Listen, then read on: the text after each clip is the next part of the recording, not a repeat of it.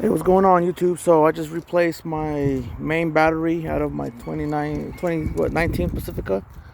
Um, we just been having it parked for a while, and the alternator was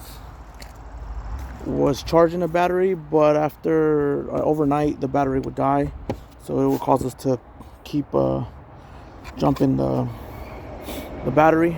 So I just replaced the main battery, and a lot of people tell you to replace the main battery and the auxiliary battery at the same time, which I should have done. However, we replaced this battery back in almost a year ago, March, or less than more, yeah, March 23, and so yeah, about a little over a year ago, because we had problems with the start and stop function of our car, but it actually changing the auxiliary battery fixed that problem, and this battery was this old battery. I believe this is the battery that came from the factory.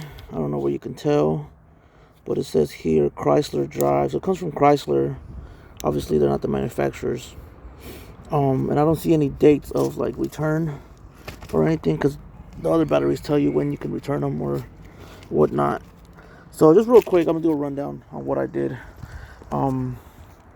And it was all 10 millimeters. So there's one you got to take off right here that I haven't put on yet. I just wanted to make sure that the car started. So you start off with taking that off. You have to remove the auxiliary battery, or else you have to remove this. This isn't that hard to remove. Let me show you. This comes right off right here. You take that nut off, and then this whole thing pops up from the side. You just grab it from both sides, pop it up.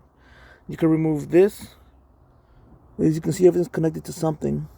So you can remove all these, plus this, and it comes right off. That way you don't have to remove the auxiliary battery. I didn't do that. I did it the hard way. But I removed the auxiliary battery, and then just kind of slid. Let me zoom out. The main battery kind of slid into the auxiliary battery's, position, and then I was able to just jam it out. Same way with putting it back in. But other than that, it's super easy. I mean, I did it in less than 30 minutes. I was surprised that it was that quick. Usually somebody said it takes about an hour. So we did get a quote from the dealership. They wanted to charge us like $450 to do it. The battery itself cost, I think, $240 or $230 at AutoZone with a warranty, and I just did it myself for 30 minutes with 30 minutes of my time. So if you got the money to spend, then good for you. If you don't, then here it is how to do it. It's super easy. And when you're done, you have to put 2 more bolts down. The one that holds the auxiliary battery in place is right here, and then the main one down here for the main battery. And that's it, guys. Thank you for watching.